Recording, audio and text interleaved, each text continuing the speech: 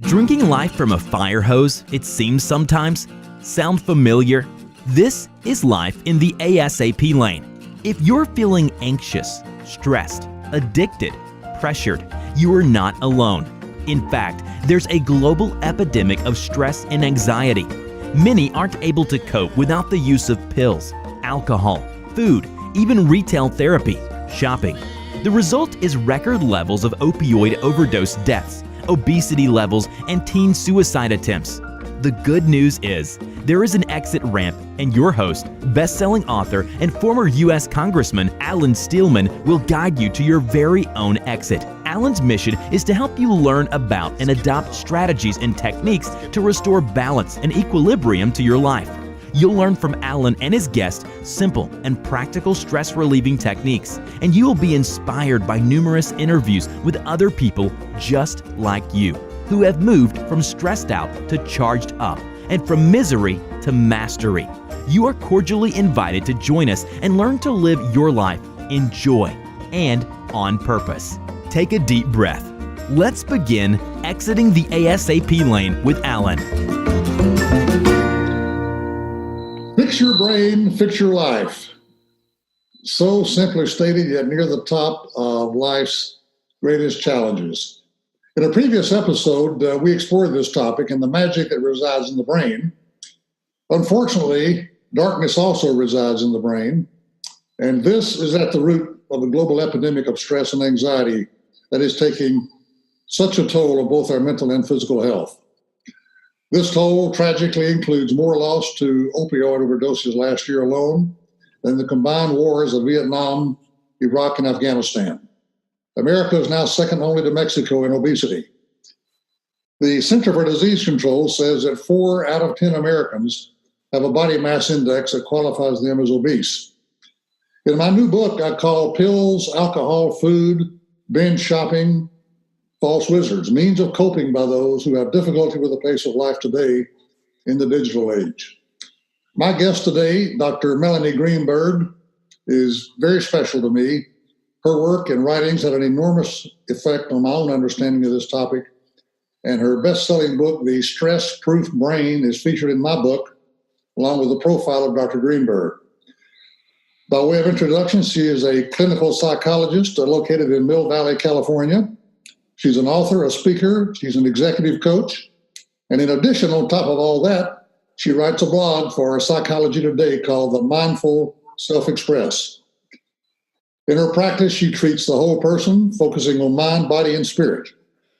With her patients and in her writings, she stresses modern neuroscience along with mindfulness and other techniques and methods. Her bio is extensive, and I encourage our listeners to go to her website, drmelaniegreenberg.com, for a fuller appreciation of her work, and more than her work than time allows today. So, Dr. Greenberg, welcome to Exiting the A.S.A.P lane. Thank you so much. Okay, so let's cut right to the chase here because there's so much to talk about in this episode. So, you make the statement, as I just briefly alluded to in the introduction, that many addictive behaviors, such as drinking, smoking, taking drugs, overeating, and overindulging in shopping or sex, are at their root attempts to avoid the uncomfortable emotions from stress. So could you elaborate just a bit on that? Yeah, I think as humans, we often lack skills to manage stress, and we lack an understanding of what stress is, how it operates in our brain and body. And even culturally, we're often taught to just shove down our emotions. And so as a result, we often lack appropriate skills and coping strategies to manage stress, to calm it down in healthy ways. And we don't like the feeling of being stressed. So what happens next is that we turn to unhealthy ways, like the ways that you described. But often, addiction can be a kind of avoidance. It's an avoidance of uncomfortable feelings that can feel overwhelming and that you don't know how to manage. And then it takes on a life of its own. And so part of combating addictions, or part of even helping the next generation, is to teach people about the stress response and healthy ways to manage stress. Yes. Well, have you seen, you've been practicing for a number of years, including a time as a professor. So you've done a lot of research. Have you seen an upward trend as life in the digital age and social media have become more and more part of all of our lives? I do believe that there's a lot of stress today, that it's on the increase. And the American Psychological Association did a study, and they found in 2017 that the level of stress for the first time in their history was higher than the previous year. And that was for the first time in 10-year history that they found a significant increase. So that's documentation. I mean, I think that we are bombarded with stressful images on the media all the time, that there's so much change in our society, that old roles and old securities are falling away, that there's kind of conflict, within the nation, for example, and all of that is stressful for people. Yes. Well, I've been in an episode that will just precede this one. There's a program that we did with a group of teenage girls who attend a very demanding, academically rigorous private school called Green Hill in Dallas. Uh-huh. And the topic was anxiety and stress on teens in the social media age. And they talked at length about all the things that you and I were familiar with, except when we were in school many, many years ago, like, body image and do my friends like me and am I popular and all those things. The problem is today, it's all those issues on steroids because you can be cyberbullied and all these things. It's just incredible what these kids have to put up with. Yeah, exactly. And just the whole college application process and how difficult it is to get into a good college. Yes. And how uncontrollable it is. I think it's making teens extra stressed as well. Well, I referenced in the introduction the obesity rate and how it is increasing, and that 4 out of 10 Americans now have a body mass index that qualifies them as being obese. And I did not mention, but I will now, that America is second only to Mexico on the entire planet in terms of obesity. And I know that you talk about emotional eating being directly linked to the cortisol levels and stress in our bodies. Could you elaborate a bit on that? Sure, yeah. I mean, stress can be kind of a setup for putting on weight for various reasons. One of the obvious reasons is that you're going to try to meet your deadline and multitask, and so you don't take the time to take care of yourself. Many people feel like they don't have time to exercise, or they don't have time to shop and prepare healthy food. And so they, just eat the nearest thing. They're at their computer and they're munching a burger or going past the fast food place. And so, also we're kind of biologically wired under stress to seek foods that are high satiety, high sugar, high fat. And that, in the old days when food was scarce, that used to keep the body going over periods of a scarcity, the high fats and so on. But today, if you combine that with not being active, it's kind of toxic. And then the third reason is that cortisol, which is the stress hormone, which the brain releases under stress, and when stress becomes chronic, the cortisol kind of hangs around in the body and creates inflammation.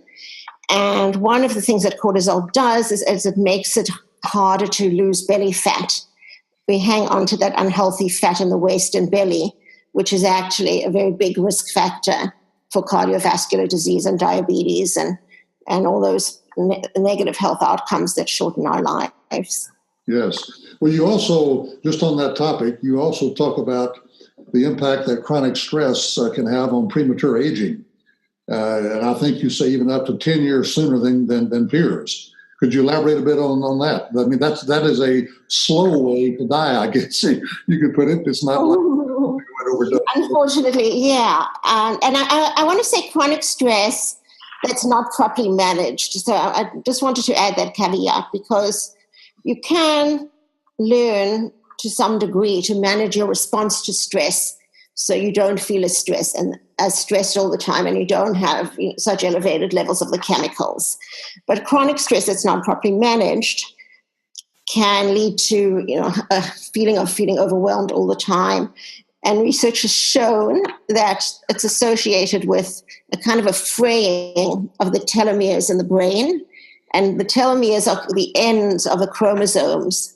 And it's kind of like shoelaces that are held together, and they start fraying. And it seems that chronic stress makes them fray quicker, interferes with the protective mechanism. And so that leads to a more rapid cellular aging. Yes. Well, you did make an important point, and thank you for that, chronic stress properly managed can be a positive in our lives. So that's what gets us out of bed in the morning and gets us off to work and pursuing whatever our career goals and objectives may be. It's just that when it becomes unmanaged and out of control that it does its damage. Right. And out of control is a really good phrase, because I think we are more wired, to respond to the uncontrollable. Yes. Uncontrollable stress is more toxic than controllable stress.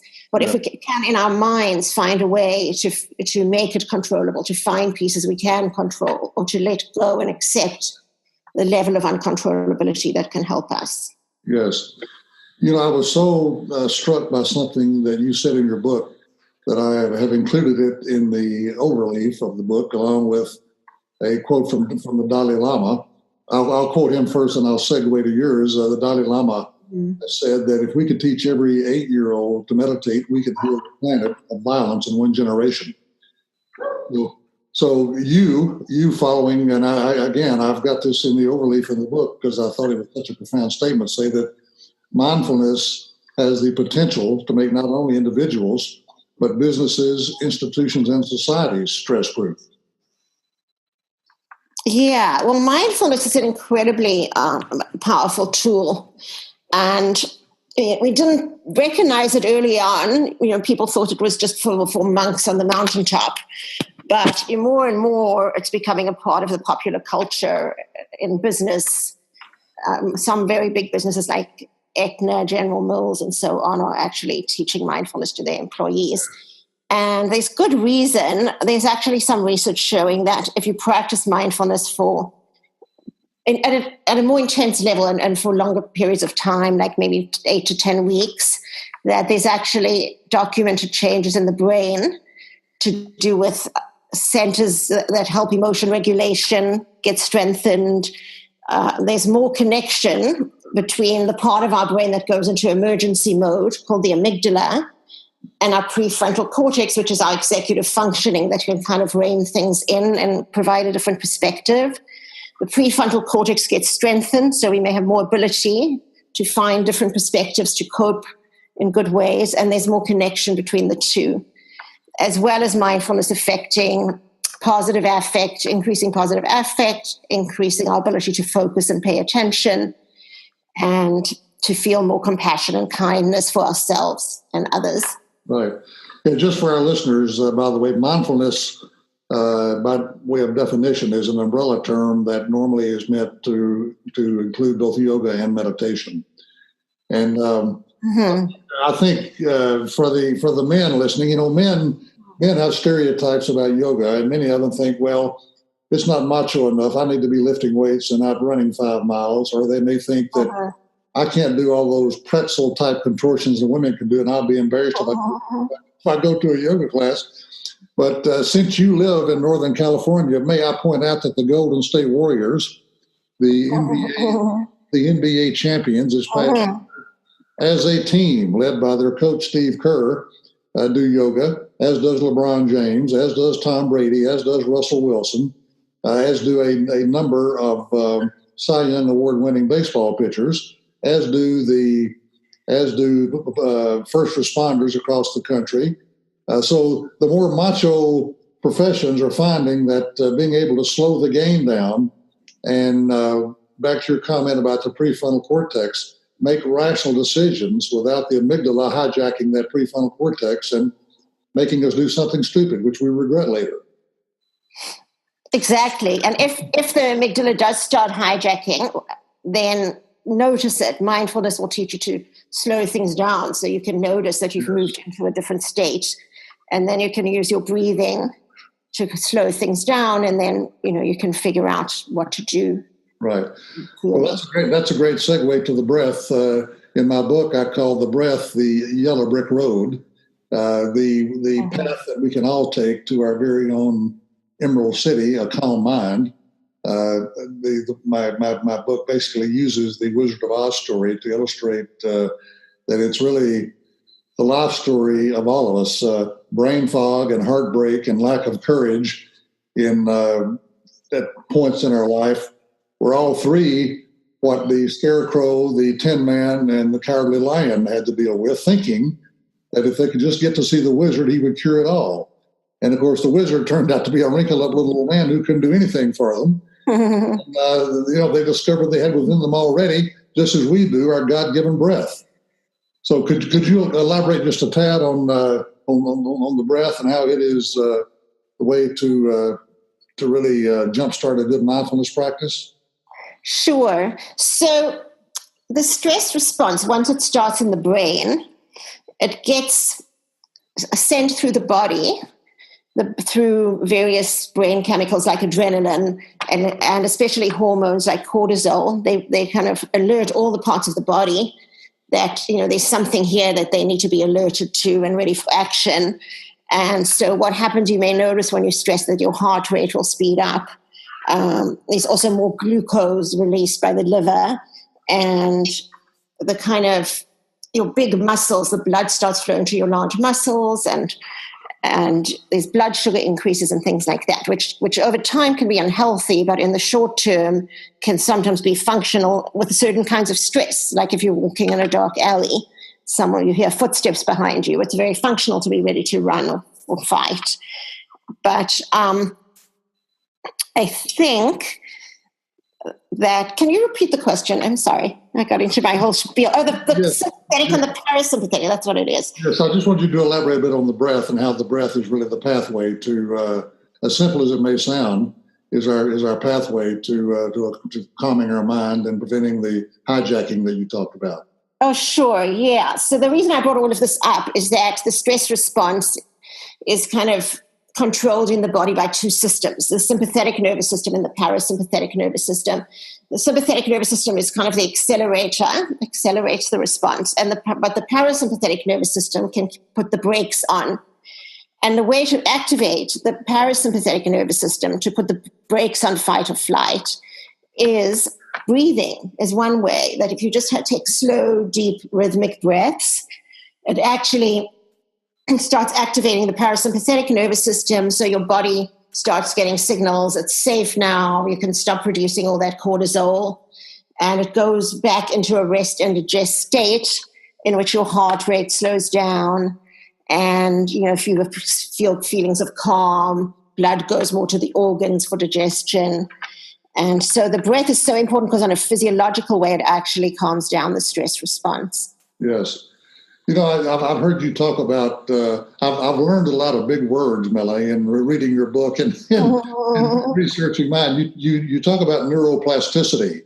And so for any of our listeners who may think, well, I'm too far gone, I've been on opioids too long, or I've been obese too long, or whatever, talk about the ability to rewire your brain, to really get a fresh start through this neuroplasticity concept. Well, this is what's particularly exciting, I think. It's a very exciting concept. And, it's a pretty new concept. It's only been around for the last decade or two. And, in the hundreds of years before that, we didn't really know about it. We used to think that our brains, once we reached adulthood, were kind of stuck. We were stuck with the brain we had. And in fact, that's not the case. We found that by repeatedly practicing new ways of behaving, and even, by exercising, things like that, by mindfulness, we can actually change the wiring of the brain. In other words, we can help neurons to wire together, the nerve cells in the brain to wire together in different ways. So maybe if, we're on that stress road, we can actually begin to redirect attention and start building a new road and get off that stress superhighway over months or years. And so, it's those small things you do every day to manage stress and to redirect and to practice gratitude. Yes. Or to take care of yourself that eventually end up rewiring your brain. And a certain part of the brain called the hippocampus can actually grow new neurons from stem cells. So in most parts of the brain, we can't grow new neurons, but we can rewire. But in this particular part, which is associated with verbal memory, we can actually grow new neurons, which is very exciting. Right. Now, I think you say in your book that mindfulness, which again is a practice of yoga and meditation, practice 30 minutes per day, is an important part of this whole neuroplasticity process, that you can actually shrink your amygdala, which I guess grows if you've been under chronic stress for years and years and years. Yeah, you can actually shrink the power of the amygdala. That's right. And you can also get the amygdala to be more connected to the prefrontal cortex and the hippocampus and other parts of the brain that can kind of calm it down. So in some ways, integration in your brain is mental health.